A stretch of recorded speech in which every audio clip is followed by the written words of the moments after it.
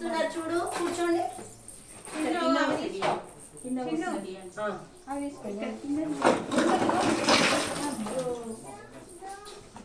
కూర్చో, నువ్వు కూడా కూర్చో. డాలి అను జరగండి, కొంచెం చైతు కొంచెం జరగరా. కూర్చోండి.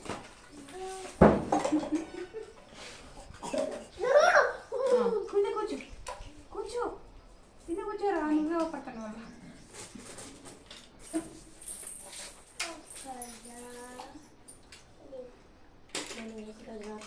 మా టైం టేబుల్ ఏంటంటే 9 గంటల నుండి సాయంత్రం. సైలెన్స్ ఉండండి. నమస్తే అండి, నాది మడికొండ అండి. నా పేరు లలిత. మాది మడికొండ 4వ సెంటరు. మేము ఇక్కడ మాది స్కూల్ పొద్దున్న 9 గంటల నుండి సాయంత్రం 4 గంటల వరకు. పొద్దున ఉదయం మేము ఆ సెంటర్ తీసిన తర్వాత పిల్లలతోటి మాట్లాడతాం. వాళ్ళతోటి స్నానం చేశారా లేదని డీటెయిల్స్ అన్ని మాట్లాడిన తర్వాత 10:30కు బాయిల్డ్ ఎగ్ పెడతాం పిల్లలకు. 10:30కు ఎగ్ పెట్టిన తర్వాత మాకు ఇప్పుడు కొత్త సిలబస్ వచ్చిందండి. ఆ కొత్త సిలబస్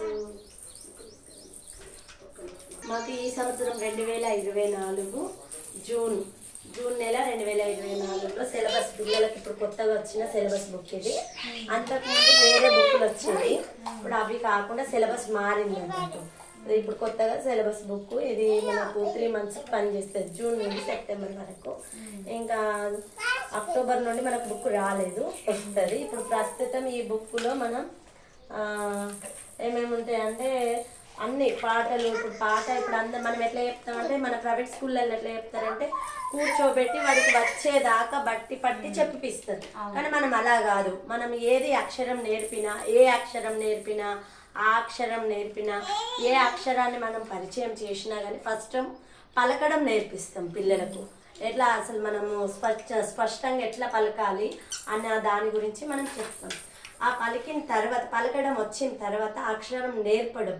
మనము మన స్లేట్ ఇచ్చి స్లే పెన్సిల్ ఇచ్చి పలకా బల్పం ఇచ్చి నేర్పియం. ఫస్ట్ పలకా బల్పం ఇవ్వకుండా ఏం చేస్తామంటే మన ఇసుకతో కానీ చిన్న చిన్న కంకర రౌతులతో కానీ నేలపైన కానీ స్లేట్ పైన కానీ దేనిపైనైనా ఒక అక్షరాన్ని రాసి ఆ అక్షరం చుట్టూ కూడా మనం పిల్లలతోటి ఎలా పెట్టాలనేది, ఎక్కడి నుండి ఎక్కడ వరకు మనం ఎండ్ చేయాలి అనేది వాళ్ళకి నేర్పించడం జరుగుతుంది.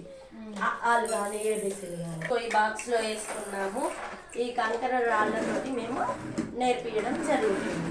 లెటర్ రాసి దానిపైన లైన్గా పెడతాం. లెటర్ రాసి దానిపైన లైన్గా పెడతాం. అట్లా పెట్టడం వల్ల ఏంటిదంటే వాడికి జీవితాంతం గుర్తుండిపోతుంది. అంటే ఏ అక్షరం ఇలా రాయాలి, ఆ అక్షరం ఇలా రాయాలి ప్రాక్టికల్గా అది జీవితాంతం ఇక అది మర్చిపోడు అన్నట్టు అక్షరాన్ని అట్లా గుర్తుండే విధంగా మనం నేర్పిస్తాము.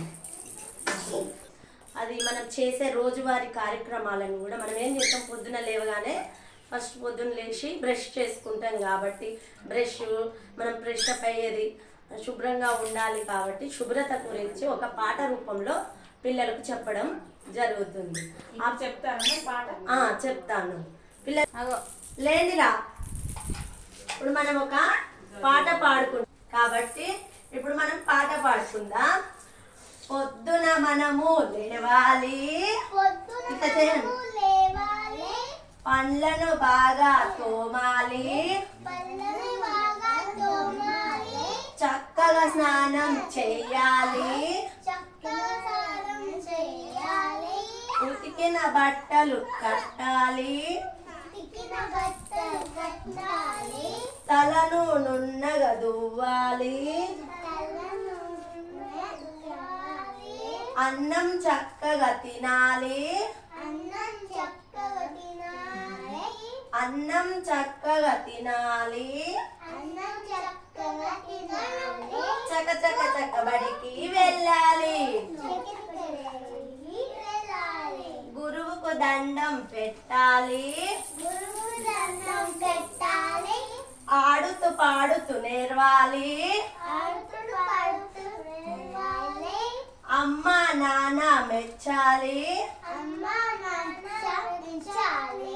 అందరూ బేషని పొగడాలి.